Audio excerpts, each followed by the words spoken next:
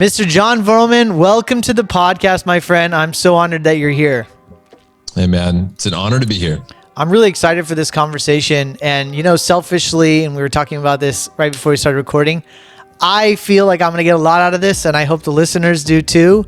And I'm just going to get right in and start asking questions that I'm interested in learning from you. And I'm really excited today. Oh, man, it's going to be mutual, I'm sure. There's not a conversation I've had at any time recently where I haven't learned a lot throughout that dialogue as well about myself and other people, constantly learning. Absolutely. And so, one of the things that has become more relevant in my life recently is balance, right? As we become successful entrepreneurs, we want to achieve so much in this lifetime. We have families, we have spouses, we want to show up for our families. And so you're such a subject matter expert when it comes to this, about how to find this space and find this balance and be a front row dad. And so before we get into the conversation, I guess I want you to explain in your words, what does it mean to live a life of a front row dad? And how did you start on this journey? Yeah. So, in simple terms, a front row dad would be an engaged dad. A dad who shows up. And you think about, when I think about what the front row means to me, it's stepping up to something that that lights you up, something that you want to participate in, something that you want to be a fan for. It's like I love going and listening to music, but I also want to be a fan for those people. I love to give the energy back that they're giving to me. And this whole front row thing for me started back in 2005 when I started a charity called Front Row Foundation. That's where the front row theme began. Front Row Foundation is like Make-A-Wish, but the two big differences were we helped adults and we only focused on the front row of live events. And it goes back to a story that I've talked about and wrote about in a book called The Front Row Factor, where I was at a concert and I saw there was this different energy in the front row and the back row. And it just sort of became this metaphor of how I looked at life. Like you can be a spectator in the back, just kind of watching things happen, or you can be a participant up front, engaged in what's being co-created in that moment. So I ran the charity for a long time. I did speaking. I taught people how to live life in the front row. And then as I became a father, I realized that I was more of a moment maker for other people than I was for myself, or other people than I was for my family. And when I say myself, I mean my core group at home. And ultimately that led me to want to talk to other dads about being better for our families. And so the front row dads was a natural progression from all the things I had done already and believed in so deeply. But I wanted to show up differently for my family. I wanted to first be famous at home, and I'd spent a lot of years trying to be famous around the world, but I really wanted to be famous with my kids. And I wanted to be a front row dad, which is showing up and engaging. One of the things that I really have experienced recently as, I have two toddlers, and, I think a lot of men or dads revert to work. And it's a very natural process, right? We can control work. We have employees that have to listen to us. Everything is measurable. We can control that environment. Whereas with family, you can't control it. You can tell kids to hurry up. They're not going to hurry up. You can tell kids to listen. They're not going to listen. You can tell kids, I want to be interested, I want us to do this. And they're like, yeah, I don't want to do that. I want to do this. And I think it's a really different mindset. And you have to be much more gracious and much more open to, and I'm speaking from a young dad life, like I think this is probably evolutionary as I'm experiencing too, but what advice you have, or what do you see in working with dads that are coming to you either in the beginning of their journey or in the, through their process of like this contrast, because it is so, I think this is a big reason why people suffer in this conversation too, is they pick one and one of those parts of their life has to suffer, right? So tell me a little bit about how we can have all of it. Yeah, well, I think the first part is what you're doing already, which is you got to be honest with yourself about what's happening and what you're getting and why you're doing things. Look, I've been hiding for a lot of years, different ways, unhealthy ways with alcohol, and then healthy ways by running marathons or starting charities.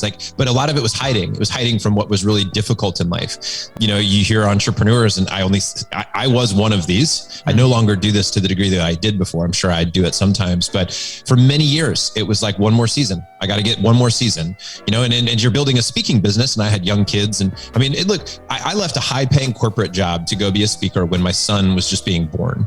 And the first year I spent spent all of our money. The second year I went into debt, 100 grand on credit cards, and they were starting to foreclose on my house. Like it was, I was in a very tough spot. But then I got the speaking business off the ground. We made 100 grand, then we made 200 grand, then you make three. But here, the thing is, first you get paid 5 grand a speech and you were starving for a long time and you're trying to pay down debt. Then you get paid 10 grand a speech and it's like you're starting to balance things out. You have no debt, and you're starting to make money. And then somebody offers you $30,000 for a speech and you're like, how do I ever say no to this? I've been working for it for 8 years to get to this place. Now, baby, I just got to go away this one more weekend because we've worked so hard to get here. And the truth is that I did that all the way up until my son was 6 years old. And I'm like, this is not going to end. Like, there's not going to be an end to this if I keep saying just one more season, one more busy season, one more launch, one more whatever. And that's when I realized I was a businessman who happened to have a family. I wanted to be a family man with a business.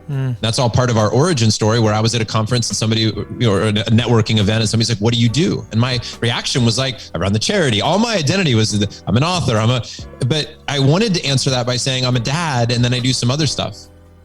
Like I wanted that to be how I viewed life, but it wasn't. It was, and then you get addicted to it, and then you develop habits around that, and the best hours of the day or the first hours of the day. So I would I was constantly putting everything in my business life first. Even my morning routine, I would wake up and I do it before my kids woke up so I could be more productive. But then my kids were never seeing me meditate or read or take care of myself. So I wasn't modeling anything positive for them. Mm-hmm. So all these things are happening. And I see with men is that it's, first of all, being honest about what's actually happening. Look, if you have to feed your family, you go do everything you need to do to feed your family. Mm-hmm. But at some point, it just becomes an excuse to go play. And like you said, man, you said it perfectly. Just go control the environment. Scary being a dad. Scary when your marriage isn't working. It is. And you're right. And I think I'd love to hear from you about how COVID interrupted that. Did you see that COVID in any way shifted people's patterns and brought more people into the community? Totally. Yeah. Cause totally. COVID was, here's the thing. Look, COVID is real. People were hurt by it. It was tragic for many. On the flip side of that, like anything in life, the passing of a person, tragic and horrible, and yet a transition occurs, right? There's a beauty in it as well. And the how much we appreciate that person and the love and what it shifts within us. There's always multiple perspectives to any situation, the tragedy and the joy. There's a lot of good that came from COVID for dads, reprioritizing, going home, reconnecting with their families. Also realizing when they went home, how much help they needed. Right? All of that happened over the last couple of years. But in the end, I'm really grateful that men were at home. I'm really grateful that men were put in that environment and needed to figure out how to re-engage with their families at the level that they did. That was a beautiful outcome. I think, just speaking from me, if I did not have COVID, I think my life would be on a completely different trajectory.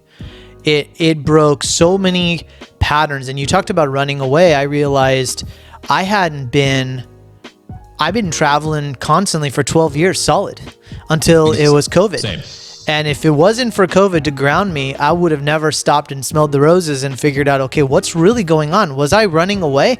I was absolutely running away, getting on planes every other week or what have you, traveling the world, because it was like, it's a drug. And I think 100%. Right? It's a drug. And so I'm super grateful. Days. Yeah, right. I traveled 150 days a year. I was giving 50 paid presentations a year. And that was it. You're totally right, man. The start of COVID, by the way, I bowed out of all speaking and I had to make a decision about what I was going to do. And I went all in on Front Row Dads. And now I literally got offered 15 grand to give a 1 hour speech. Actually, it's funny is I got offered 15 grand to give a 1 hour online speech. Right. You can do it from your bedroom. Because I just don't want to do speaking anymore. Yeah. And the other thing is, like, this is a very cultural thing as well, because I think in our culture and we talk about generationally, in my culture, like, people didn't know quite how to manage all of it and how to show up, because we came from immigrant life, right? Where your parents were just focused on work and focusing on making money, and you have a roof over your head. You should be happy. that was the mindset. Like dad didn't have to come to everything. And so breaking these curses that you are doing is a very cultural thing too. And I'm really aware of that. And I think COVID is such a gift to be able to make people pause and slow down. And the other thing I want to ask you is, you know, this is true for me. And even now, like, I feel like spending time with my family means doing something with my family. Like I need to go do something. We need to go take them somewhere. We need to go on a trip. We need to go here or go there or go play, right? And it's really hard to just sit there, just listen or just stay. What do you experience either in your own journey or other dads? And is that a pretty common theme? Yeah. Well, here's the exact ingredients that work. Tell me, please. It's the ingredients that work. What? Like the ingredients that work are the ingredients that work. Nobody knows how much travel you need and how much you need to be at home and nobody knows that. But what you need to pay attention to is it working? Dude, there's times we're at home and we need to go somewhere. Like Tatiana has to get out of the house. The boys need to go. There's other times when we're going, because that's what we think we need to do. And the reality is what we really need is just to root down, appreciate what we have, chill out, slow. You know, last year for me, man, we were in transition between our old house and our new house. And we ended up on the road in a trailer, 17-foot travel trailer. For 7 weeks, we were on the road. We were a new city every other day, visiting friends, eating out, museums, hikes, crazy like adventures all over. Then we lived in a house over here. And then we lived in a house over here. And for 5 months, we were in Mexico for 3 weeks. Crazy fun, crazy amount of adventure. Was that good? There's a lot of good of it. A lot of good came from that. A lot of like see the world, culture, kids, mind expanding, epic memories. The photographs are so legit from all this. And do you know what I want to do this year, man? Nothing. Sit still. I don't even want to leave my house. Somebody invited me to this epic event in Dallas to drive a NASCAR. And I'm like, nope, not interested. And last year, it looked like I couldn't stop moving around and doing all these epic things. And now my most epic life looks like planting a tree in my backyard. My most epic life looks like, you know, buying a new rug for the living room and then sitting on it, you know, and playing chess with my son. Like that's what I want to do. I want to root down this year. I don't think either of those are right. I don't think there's an amount of travel. Like I got some people in my community, dude, who travel 6 months out of the year. They have an RV, they're at home, and then they travel 6 months. I got guys that are constantly, one guy's been in 93 countries, right? Travels with his family constantly. And I have other people that would be miserable for them. So the reality is that this all goes back to a core component, which is awareness. It is aware of your own emotions, your family's emotions, and what is happening in any now moment so that you can make decisions based on how people are doing. And that's it. Sometimes my wife needs to go out to dinner and sometimes she needs to be at home. How often, how much? Dude, there might be a cadence if you study all the data and as you go through life, I think you do find those, but dude, a lot of it's just paying attention. I love that. Are you seeing, like, what is your vision for Front Row Dads in the next 5 or 10 years? Dude, I see thousands of people in the community. I see 10,000 people from 100 different countries. Look, I know these models from Vistage to Entrepreneur Organization, YPO. There's all these great groups out there that have existed, currently exist, have been built in the past. They all have a purpose. They all have a culture. They all have a vibe. Ours is very unique. It's family men with businesses, not businessmen with families. We attract high-performing, entrepreneurial type men, businessmen who want to prioritize family. So instead of the conversation being like business, oh, by the way, how's your wife and kids? It's like, hey man, how's your marriage? How are your kids? How are your priorities? How's your emotional state? Priority matters. How's your business? Priority matters. Yeah. That's it. So we just wanted to flip the normal business networking on its head. Not that business doesn't matter to our guys. Look, our guys love their businesses. They want to talk about them. They're allowed to talk about them. It just doesn't dominate the conversation because we go there because that's what we're good at. Mm-hmm. And we have some addictions there and some momentum there, and we're comfortable there. It serves us. Yeah, that's it. But, and this is work, man, for all of us, including myself. I mean, I started the group I needed to join. That's the reality. I just want to be a participant in my own community. So everything I do for the community is because that's what I would want. That's the type of conversation I want to have. And I don't want topical. I'm tired of the topical BS that everybody talks about at a typical backyard barbecue. I don't want that anymore. I want something deeper than that. Do you find that most guys are pretty natural and vulnerable to that? Like just getting in? Right. No. Right. No, man. It's not. It's not. No, I don't think most people are great at going deep very quickly. Occasionally you find that person and they just can't do anything topical. And sometimes that person's really refreshing because they can spark a lot of openness in a conversation, right? And I'm not talking about whether somebody's extroverted or introverted or any of that. And I think there is a proper way to be revealing to people. I don't think it's also proper to meet somebody and just feel like you've got to reveal everything about your life to be transparent. I don't think that's what transparency is either. But I think that nudging forward real conversations on real topics that, do push the boundaries a little bit. It's like most of the time when you're meeting people and going out to dinner with your neighbors or something like that, or you invite them over for a barbecue, it's not like you're standing in your kitchen and you're like, guys, how's your sex life? It's not. Most couples, some do. Most couples are not going to do that. Or you ask somebody, you invite your neighbors over for dinner and you're all hanging out and barbecuing and you're like, hey guys, how are your finances? You're not gonna ask that. There's lots of things, that sometimes we don't even tread into the religion or into the world of vaccines or not being vaccinated because it's so polarizing. But yet I wanted to create a community where it was a yes and community. And what we taught was how to be in relationship with people where you could be radically different. You could be a devout Christian. You could be Orthodox Jew. You could be, right? You could believe that there's, you could be agnostic, and we'd all sit together and have a great conversation because it's yes and with, of course, some boundaries to that. Sure. There's of course boundaries, but without getting ridiculous in our examples, most of the time it's there's a lot of different people in the world. We align on some things. We want to talk about these 6 pillars in Front Row Dads. We believe in 3 core values, of being curious, of taking action on things that are priorities, and community. Those are our 3 core values. When people align with those, then you could be of any race, you could be of any religion, you could be pro-vax, anti-vax, whatever, it doesn't matter. All of that is welcome in our community. Do you think that? And what we need to teach people, the point that I was getting at there, by the way, with your question was a great one, is we need to teach people how to be vulnerable. Dude, 2 hours ago, I'm at a restaurant here in Austin and I'm launching what we call Band. 4 guys who get together monthly and meet for 2 hours. The whole point of this is deep conversation, trust. Get real. So we launched this Band, and dude, it's amazing how you have to set the container to say, this is okay to talk about here. Right. You can bring it to this group.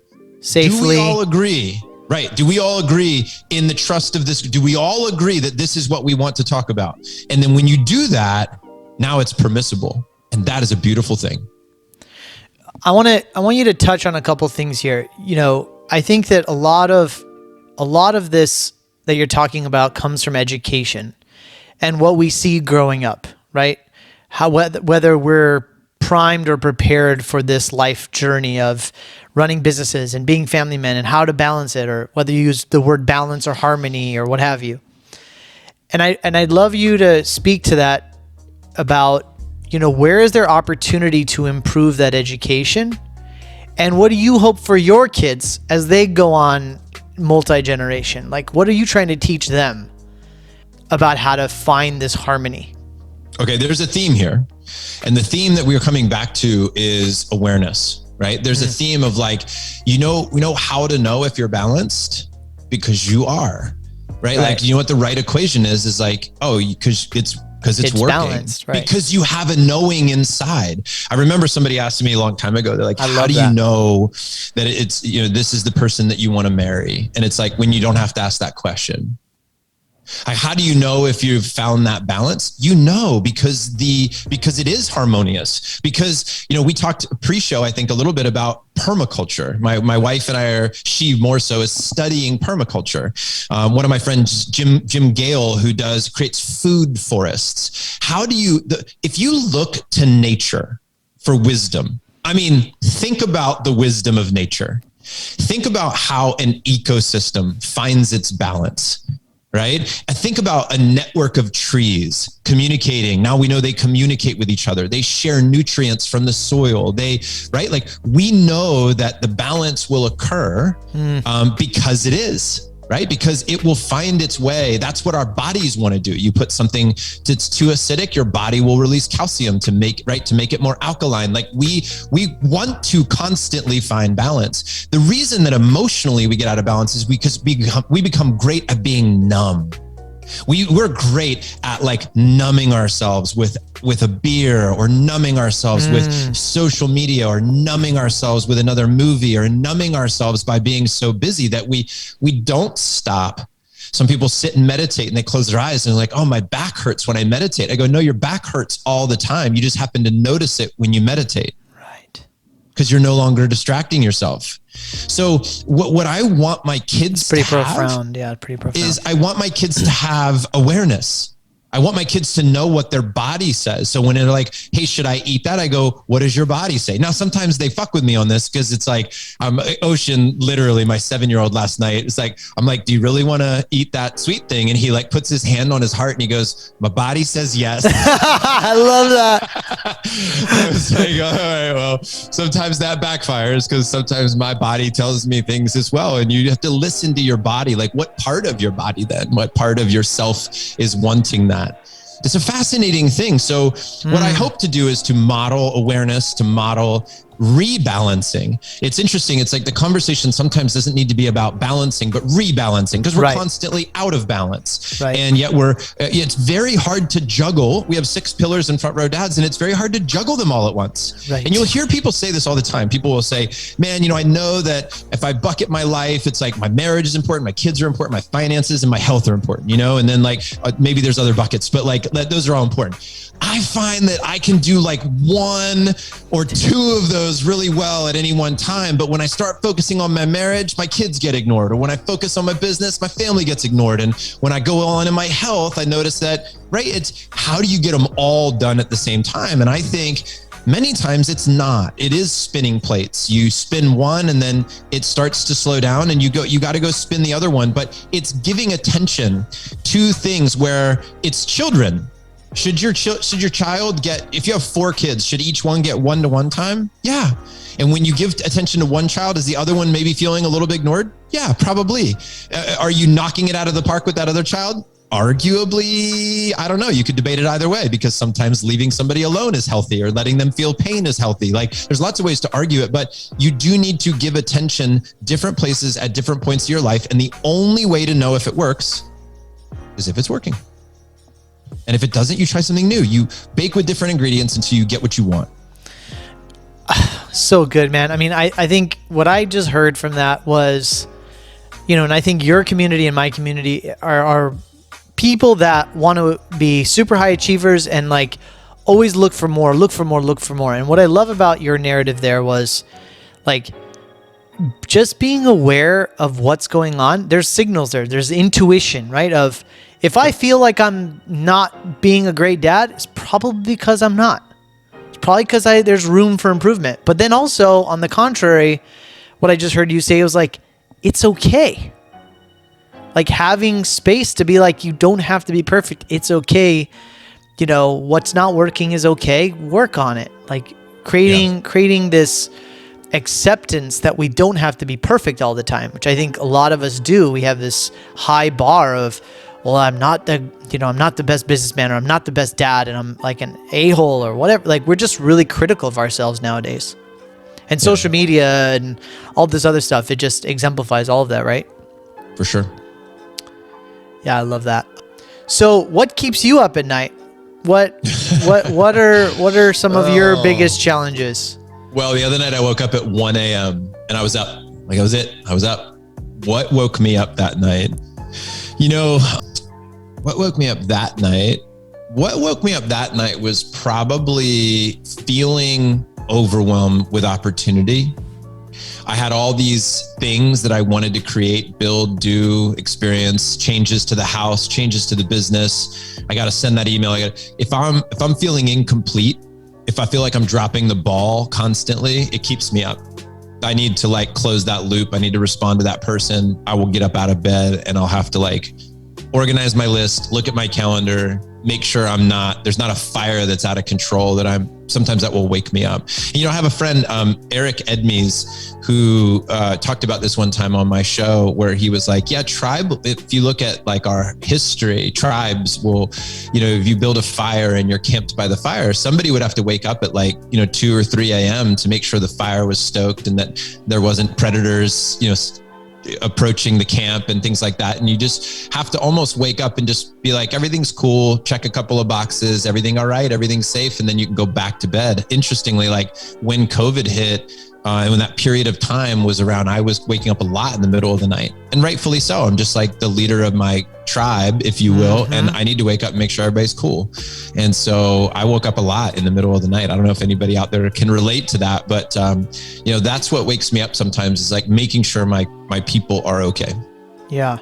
One of the things that I'm reflecting on as you speak, and I really appreciate this conversation because it's bringing up so much awareness about me as a dad and as a family man. But at work, we're forced to be in a role, right, of being a leader. And I hear this a lot, the people that need you the most are the ones at home, and you walk in the door and you don't show up for them. Right. Does that make sense? You have to do it for work because that's what we get paid for, and that's sort of the expectation, right? And we're actually more gracious with people at work than we are with our own family. How can you make that shift? How can, if I have an awareness of that, what advice would you give to people? Because I think I know enough to know that I don't want to show up that way at home, or I don't want to show up with low energy. They want they want the best of me at that time. I don't want to show up. You know why they're not doing it at home? You know why they're not putting, they're pouring it's not a priority. We haven't put a priority as it. Yeah. That's it. It's that, man. It's not that they don't have the ability or know how to create a habit or know how to, it's that it's not a priority. Nobody wants to hear that. Yeah. Because it makes you be accountable. Yeah. Right. You got to put in the work. Yeah. And there's a couple, look, okay. First of all, let me make sure I say this, because with all these things I'm saying, I want to make sure everybody knows I am constantly working on myself. Yeah, I am a highly flawed and imperfect human who has lots of things that I screw up all the time. I just want to make sure I'm saying that, right? I feel like I know some things. I'll say some shit like self-awareness, or I feel certain with that. I do feel in this moment. I also think 2 years from now, I might look back and go, that was total bullshit. I have a new answer for you. We all reserve the right to change our mind. Love it. Yeah, totally agree. Little side step. I'm going to just a little tangent here. It's it's why I can't stand the culture right now of wanting to silence people, cancel people. It drives me insane, because without healthy dialogue, without questioning a narrative, without asking, and talking things out, we don't have much without that. So I do think it's important to be able to change your mind. I do think it's okay to be able to say, I was wrong. Agree. I once believed this. I now believe this. I have new information. I wish more of our leaders were that way. Hey, I made a mistake. I own that. It's what I want to teach my kids. Made a mistake. I own that completely. Here's what I'm going to do differently going forward. I learned a lot. But let me just recalibrate to where you wanted to take this. Do you want to steer this in a specific direction? Because I know I sidestepped there quite intensely, but I agreed with you fully. I don't even remember what my question was. That's cool, man. It's great. Well, this is when we're in the moment. No, but what I love about what you said, and to go a little bit align with you on leadership, and I think again it brings it back to home, is it's okay to change your mind. It's okay to show up differently and play with things and try things. But I think even for me, sometimes I notice that I can use an excuse of indecisiveness as a place of feeling like I'm changing my mind. Like, I'm not frequently changing my mind. What I'm doing is I'm being indecisive, right? So like you said, we need to choose to show up at home. It's like, oh, well, sometimes I'm going to show up, sometimes I'm not. Like, that's okay, that's acceptable. No, it's the choice of being decisive and prioritizing, and then taking the accountability of. That's where we were heading, is priorities, Yeah, right? it's right. Just deciding, and that's what it is. So I had interviewed a guy named Isaac Tolpin on my show, and he talked about the exact what we were just mentioning. Is like, hey, people will spend X amount of time planning out a board meeting at work, but then they go home to their family to dinner and think their only job is to sit down, eat their dinner, and be like, how was your day, guys? With no intention, no planning, no thought. We'll do dream sessions with our teams at work. What are your dreams? We'll do all that but not at home. We'll values for our business, but not our family. You could pick 1,000 ways that we'll pour all this time and energy. And I've noticed this myself, and this is where I'll throw myself under the bus here. It's like, I remember this one day I was pulling up, I was fighting with Tatiana, my wife, and we had the kids in the car, and I'm probably sure I'm like acting like I'm sarcastic and I'm condescending with my tone and all that. And then I pull up to the Starbucks to order a coffee or whatever. And I'm like, hey, what's up? Nice to meet you. Can I have, shift? I'm super genuine. And then, I was like, hey, have a great day. Thank you so much. And then I'm like, I get back to your coffee. And I'm like, kids, shut up. I treat the barista, the person at the shop, like everything's great. Or you see this with people on their phone. They're like arguing with somebody and they pick up their phone. They're like, hello. Hey, what's up? It's like, oh, you do know how to be nice. You do know how to talk with respect to people. And yet, and sometimes the difficult part also about being at home is you do lower your standard. You're like, these people love me. They're not going anywhere. You sometimes treat your employees like gold because you're like, they could quit, they could leave. And with your kids, you're like, you're stuck with me. So it's like an excuse to not show up, or you just because you married your wife and think somehow by a contract, like you get to treat her like shit or him like shit or whatever. These are things we need to check ourselves with and say, we're constant, like we don't own any of these people. We are privileged to be in their presence. And these are reminders that we practice at work a lot. And then we get home and we don't practice them as much. And by time of day, even by work hours of the normal person where they're working and then they give all their best. That's where the phrase, your work gets the best of you, your family gets the rest of you. It's like, they just get the wasted, exhausted, annoyed, frustrated, like you're done. You got nothing left. So that's why you end up sitting on the couch, watching TV, right? Can't wait for your kids to just go to bed so you can relax. Those are hard things to deal with, man. And it's not that I have total respect for men out there who are trying to juggle all this. It's exhausting. And then if you have people with medical issues and you have curveballs being thrown at you from the world, whatever it might be, restrictions, government, intervention, whatever it is, like, dude, people are getting their asses kicked. So as you listen to this, if you're out there and you're getting your ass kicked, like, I just want you to know my heart goes out to you. I say all this shit, but I know it's not easy. Yeah. Show up for your family. Think about it. It's not easy. Well, I think I align with that. And I think people know it's not easy, but it's also not impossible. Totally. Right? Like, yeah, you also can't use that as an excuse. It's like, yeah, that's hard. So do your push-ups anyway. Right. Exactly. And energy management, right? Like, I mean, I'm just hearing you talk and the way that you're aware about your own energy and what you need at what time. Like, I was just recording with somebody the other day and I was talking and she kind of was coaching me on the podcast, which I love. And she was asking me, so like, tell me about your reintegration process, which means how do we go from work to home, right? Like, we could talk about dozens and dozens of strategies. And I'm sure you guys do that in your community about how can I transition from work mind to home mind?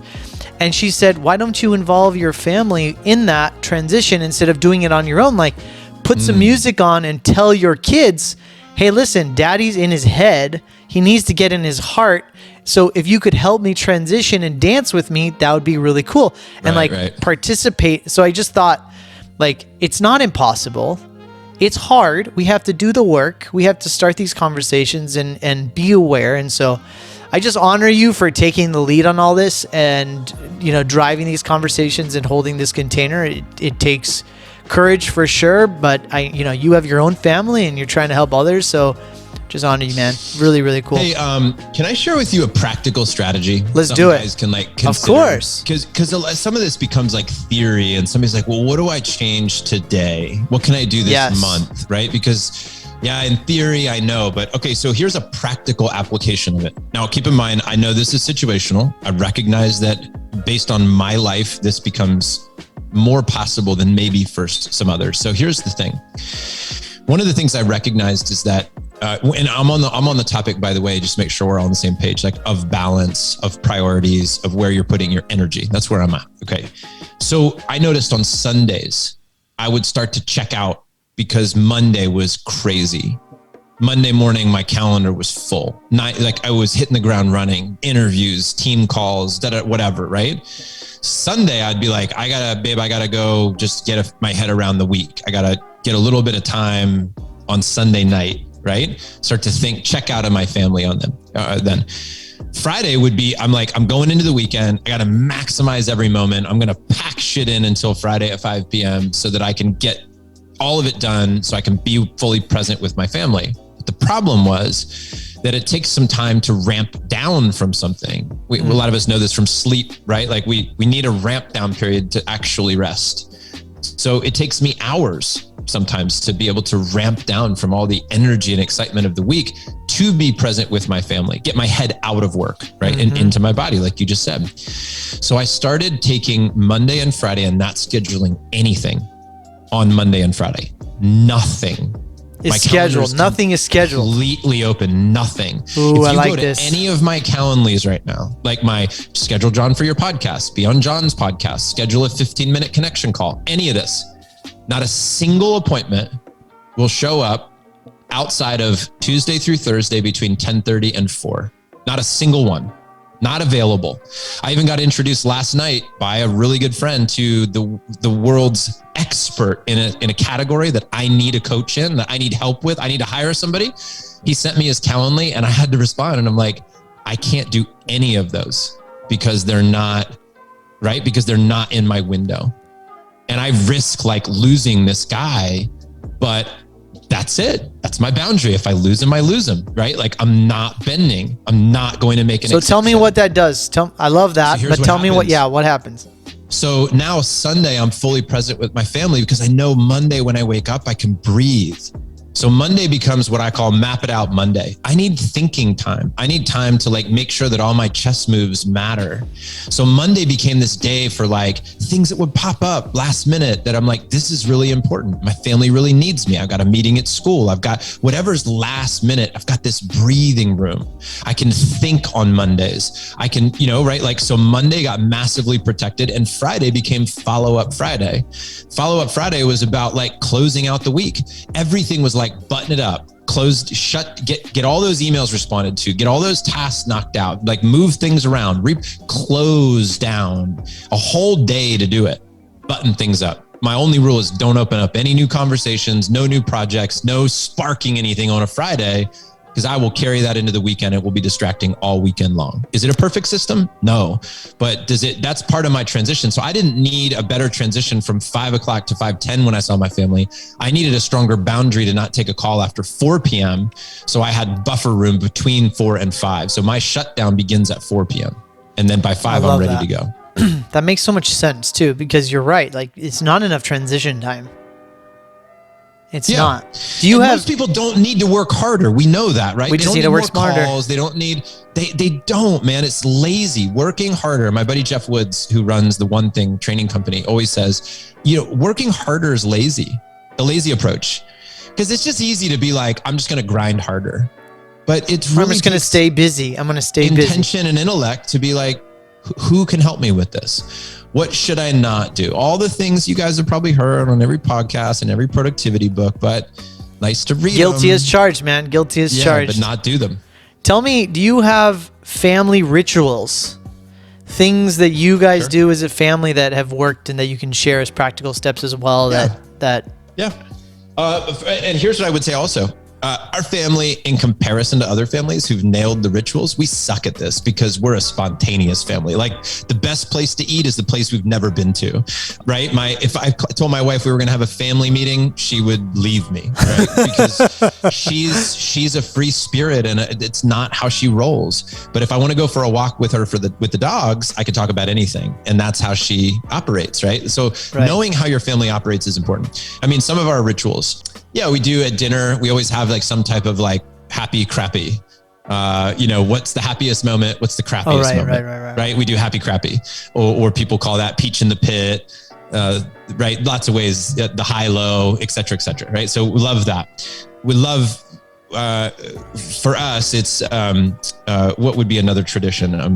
I'm thinking easy ones. Like I'm always, this is a sweet one. Here's a sweet one. I'm trying to think of things that aren't so typical or normal. I rub my 12-year-old's feet every night when he goes to bed. And I made a commitment to him a couple years ago that I said, no matter what, I'm gonna show up for you. He loves to have his feet rubbed. I'm gonna rub your feet no matter what, even if I'm pissed at you. Right? No matter what, it's always going to be the way that I let you know we're okay. Right? It's the way that I always say, I love you. I'm here. It's a loving way to end every day where it's like, I just sit 5 minutes. I rub his feet. My 7-year-old likes me to rub his back. So I just lay next to him and I just tickle his back. And then I usually tell both of them, I just say, I love being your papa. And my 12-year-old responds, I love being your son. And then that's like our tradition when we go to bed. Wow. So very ceremonial. Yeah, very ceremonial. Way to end every day. Beautiful. So that's been a very consistent tradition for us. There's other things that we do, but I'm trying to think of things that are interesting. I have another question. So I'm imagining, either for me or for others, like, you plan this beautiful trip for months on end. And everyone's getting ready, maybe a week before the trip, everyone's starting to get in the mindset of on this like beautiful journey, this 1 week vacation. You've been building it up in your head. You as the dad are like, okay, this is going to be a great time for the family, blah, blah, blah. And like you build it up in your head and like 1,000 things happen, right? Your wife's in a bratty mood. Your kids don't want to go. Your flight gets canceled. Thousands of worldly things that could happen. Maybe you're low energy. You're not feeling good. Something triggers you about what your wife tells you before you get on the plane. You're describing every vacation I've ever taken. Exactly. And so I just imagine, and this happened to me, I'm sure this happened to listeners. When that happens, what is your best advice? How do we pivot? So one is so for me, I just said vacation. My best advice to myself was stop calling it a vacation and start calling it an adventure. I no longer take vacations with my family. I take adventures. There's nothing, but what I used to. Because you're not vacating. That's not what we do. Yeah. Why do we want to vacate our life? Right. So so that's one, is I shifted the way I would look at these things. I mentioned earlier, we took this like 7-week road trip in our trailer. So imagine 2 dogs, 2 kids, 2 adults in a 17-foot trailer that we pulled behind a minivan.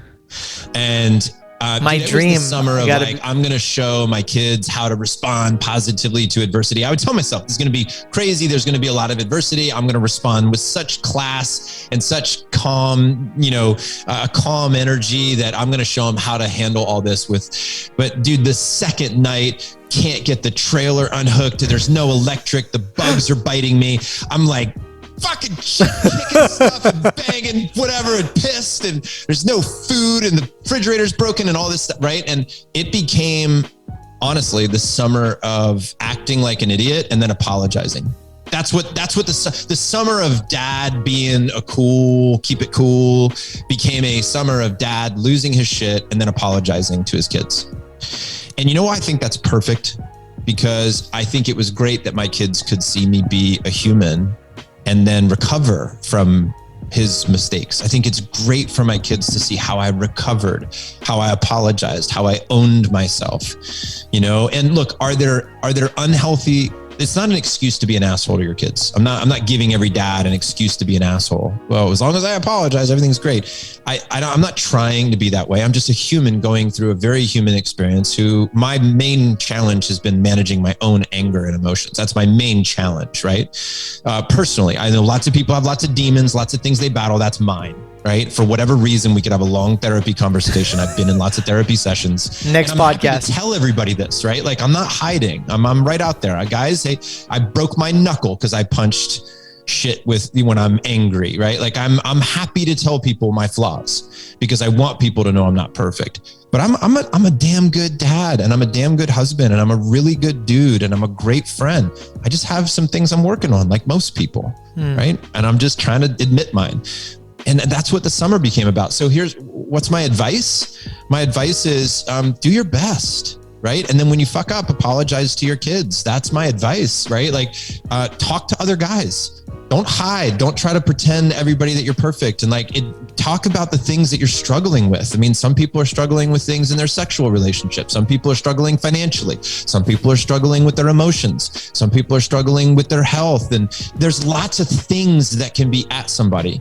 You know, and I had a guy here in Austin who's a friend of a friend, one of my front row dads, his buddy, recently killed himself, man. I mean, this is real stuff. And my buddy called me up and he's like, I'm so grateful that front row dads has each other, because when you find those dark moments, you have a place that you can turn to each other. So, I mean, we're talking about taking your family out and like, how do you handle this? And it's like, dude, just go out there and do it. You're probably going to make mistakes. You're probably going to have some victories. Celebrate all of it, because you're either going to be, winning or learning. That's it. And if you can just be honest through the whole journey, your kids are going to be great, because that's what they really need, is an honest dad. They really need a dad who's there having a human experience in front of them. Dude, I just really appreciate your grace, like your awareness and grace, and just allowing you to be you. And it's pretty refreshing. And I'm sure a big part of why you've been able to grow and attract people into your community, because I think we all need more of that. We just need to know it's okay to be you and to mess up and screw up, because we're all trying and doing our best. I just want to honor you. I really appreciate you doing this with me. It's really fun and refreshing to have sincere, honest, open conversations about this stuff. And again, I just want to honor you. As we wrap up, I want to ask you one final question though. For you, what does it mean to live a rich life?